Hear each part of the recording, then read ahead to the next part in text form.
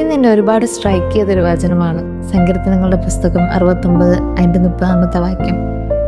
ഈ സങ്കീർത്തനം ആദ്യം മുതൽ വായിക്കുമ്പോൾ അതിലെല്ലാം ദാവീദ് തൻ്റെ നിരാശകളെക്കുറിച്ചും ജീവിതത്തിൽ അനുഭവിക്കുന്ന സങ്കടങ്ങളെക്കുറിച്ചും അവൻ കടന്നുപോയിക്കൊണ്ടിരിക്കുന്ന നിസ്സഹായ അവസ്ഥകളെക്കുറിച്ചും പറയുന്നു. പക്ഷെ ആ സങ്കടങ്ങൾ ദൈവത്തിന്റെ സന്നിധിയിൽ പറയുമ്പോഴും ദാവീദ് അതിൻ്റെ അവസാനം പറയുന്നത് എന്താണെന്നറിയോ? ഞാൻ പാട്ടോടെ ദൈവത്തിന്റെ നാമത്തെ സ്തുതിക്കും. കടന്നുപോയിക്കൊണ്ടിരിക്കുന്ന സാഹചര്യം എന്തുമായിക്കോട്ടെ, പക്ഷെ അതിൻ്റെ നടുവിലും നമുക്കിങ്ങനെ പറയാൻ സാധിക്കുന്നുണ്ടോ?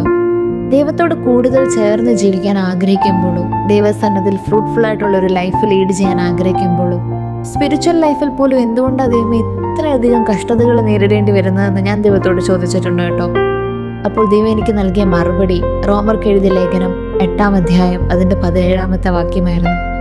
അതിൻ്റെ അവസാനം ഇങ്ങനെയാ പറയുന്നത്: ക്രിസ്തുവിനോട് കൂടെ തേജസ്കരിക്കപ്പെടേണ്ടതിന് അവനോട് കൂടെ കഷ്ടം അനുഭവിച്ചാൽ അത്രയെന്ന്. നമ്മുടെ ജീവിതത്തിൽ സ്ട്രഗിൾസ് വരുമ്പോൾ ദൈവം നമ്മളെ വിട്ടുകളഞ്ഞു എന്നല്ല അതിൻ്റെ അർത്ഥം. പല കഷ്ടതകളും നമ്മളെ രൂപാന്തരപ്പെടുത്താനും ശക്തരാക്കാനും ആത്മീയമായി വളർത്താനുമാണ്. സ്വർണം തീയിൽ കൂടി കടന്നു പോകുമ്പോഴല്ലേ അത് ഏറ്റവും ശുദ്ധമാകുന്നത്. അതുപോലെ തന്നെയാണ് നമ്മുടെ വിശ്വാസ ജീവിതവും. ചില വേദനകൾ ദൈവം അനുവദിക്കുന്നത് നമ്മളെ തകർക്കുവാനല്ല, അവനോട് കൂടെയുള്ള നമ്മുടെ റിലേഷൻഷിപ്പ് കൂടുതൽ സ്ട്രോങ് ആക്കാൻ വേണ്ടിയിട്ടാണ്. യഥാർത്ഥത്തിൽ ചോദിക്കേണ്ടത് സ്ട്രഗിൾസ് വരുമ്പോൾ ദൈവമേ എൻ്റെ ജീവിതത്തിൽ എന്താണ് ഇങ്ങനെയെന്നല്ല, പക്ഷേ കർത്താവേ ഇതിലൂടെ നീ എന്നെ എന്താണ് പഠിപ്പിക്കാൻ ആഗ്രഹിക്കുന്നതെന്നാണ്.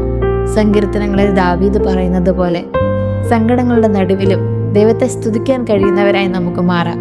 കാരണം ക്രിസ്തുവിനോട് കൂടെയുള്ള താൽക്കാലിക കഷ്ടം അവനോട് കൂടെയുള്ള നിത്യമഹത്വത്തിലേക്കാണ് നമ്മളെ നയിക്കുന്നത്.